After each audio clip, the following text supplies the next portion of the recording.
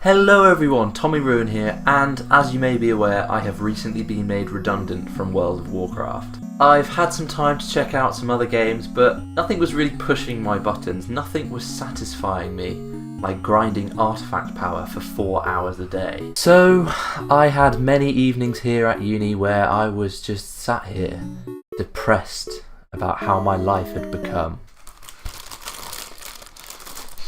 This was until the other day where, on the toilet, I discovered something magical. I could fart and burp at the same time. After I had finished making noises on the toilet, I whipped out my phone, as everyone does when they are taking a shit, and I went onto the App Store, and suggested to me by my one and only friend, the Google Play Store, was an app called Little Healer.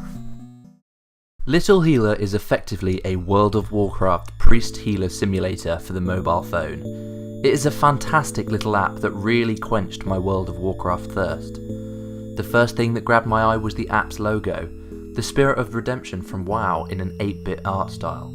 Instantly, I was interested in what this app could be. My first thought was that maybe it was just a cheap knockoff game from China that copied so many of WoW's assets, but Blizzard just didn't care enough to do anything about it. But I was so wrong. It is a fully fleshed out game with spells, talents, and choices that you will make that will influence your journey through the game. Do I take Renew, or do I Dispel for this fight? Will there be lots of group damage that I'll have to mitigate? Choices like that, which you actually have to make in World of Warcraft as a healer. And like I said, you also have a talent system which lets you choose a unique path that will influence how your spells interact with each other. So your circle of healing can heal 7 targets instead of 5, things like that. You can choose your progression path, and that is really cool for a game like this.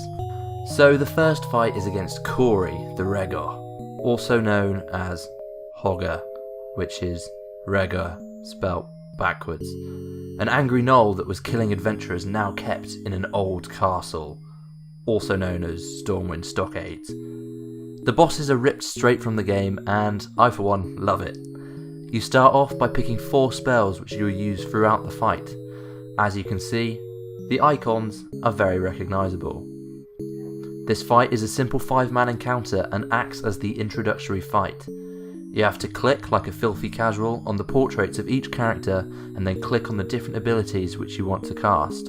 Unfortunately, there are no super elite mouse over macros here. What I love so much about this game is its simplicity. It doesn't need any fancy graphics to be good.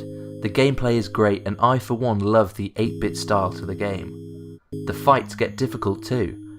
I struggled for an hour trying to get the right spell choices to down Lucifer, which is a knockoff of Luciferon from Molten Core, and the fight ended with the tank dead along with the rest of the healers and me frantically trying to keep 3 DPS alive with 50 mana. The relief after it was downed was similar to that when you down a boss in progression for the first time, and to be able to capture something like that in a mobile game is something truly epic. After you kill a boss, you get a screen which comes up telling you the stats for the fight, so the amount you healed, the overhealing, and the mana spent, for example.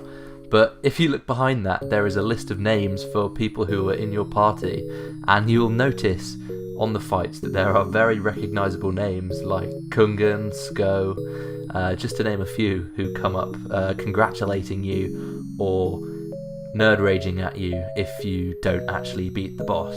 And that is something which I think is really cool.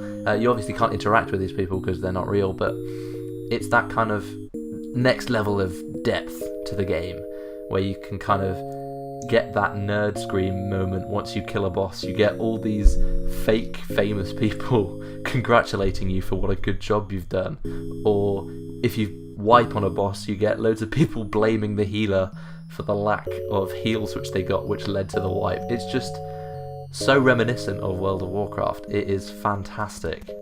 Now, my phone is pretty horseshit, and that has added to the experience in a way because I get some real life lag. My phone, for some reason, can't handle most processes that it's put up to the task with. And this leads to there being some delay on my key presses, so I get the extra stress of dealing with what in World of Warcraft would be lag, which I think is something very funny, and it makes the boss fights so much more interesting. If you have a good mobile phone, then you should probably be fine without these problems occurring. It just means that you have better internet when you are playing World of Warcraft. It's the same kind of thing.